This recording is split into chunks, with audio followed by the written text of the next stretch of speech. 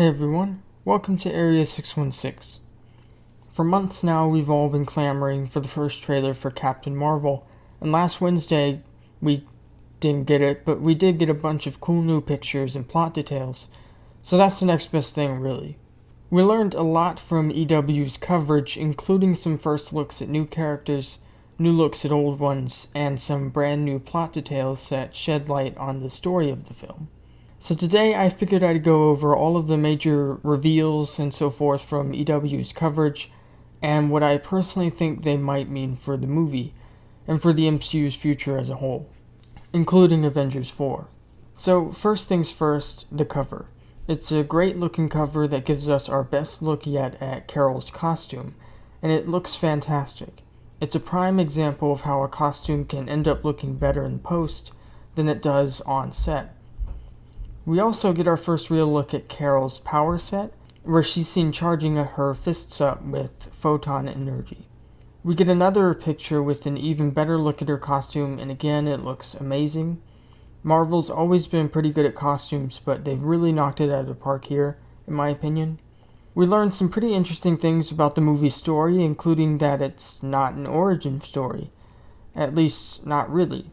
This picture proves we will revisit Carol's time in the Air Force, but the film itself will begin with Carol having had her powers for some time, and not even being on Earth anymore.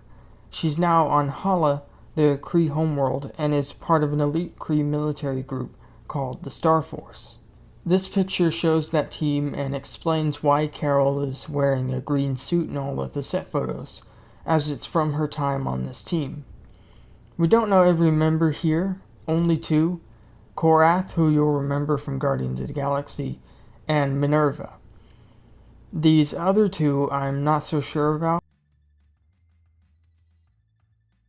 Speaking of which, the Star Force first appeared in Avengers issue 346 in 1992, where they were part of the famous Operation Galactic Storm storyline.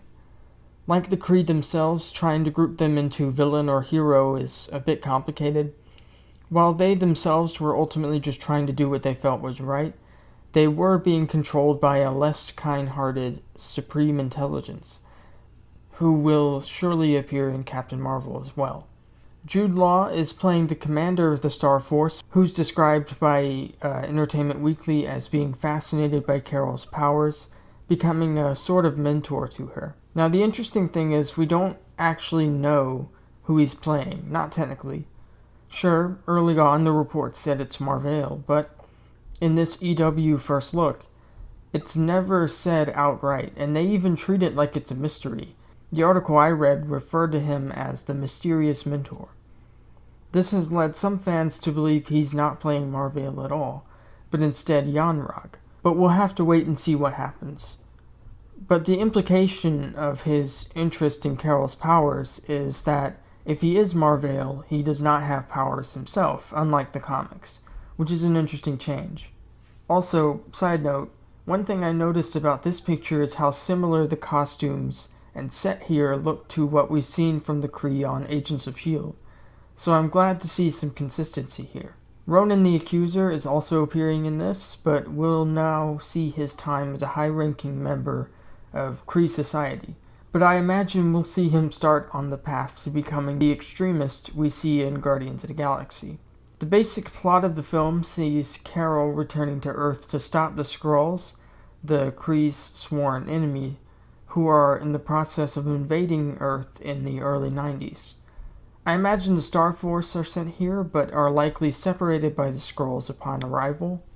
Here we've got our first official look at the Skrulls in the MCU. They look pretty different from the concept art we saw in 2016. I kind of like their look overall. I think going with practical effects was very much the right move. I will admit the concept art designs look much more intimidating, but I think this look will grow on me. The leader of the Skrulls will be played by Ben Mendelsohn, who isn't playing Yanrog, it turns out.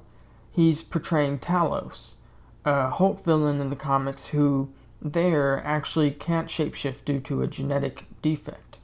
Although we know this isn't the case in the movie, as it's been confirmed he'll be going undercover at S.H.I.E.L.D. as a human worker, pictured here.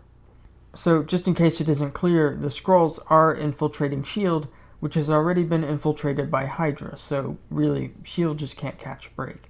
Younger versions of Nick Fury and Phil Coulson have been confirmed for this movie, and while we haven't yet seen a picture of Coulson, we do have one for Fury, demonstrating the incredible de-aging effect being done here. In the movie, Fury is a low-ranking S.H.I.E.L.D. desk jockey, so I imagine this film will show us not just how he lost his eye, but also how he garnered so much respect within S.H.I.E.L.D. itself.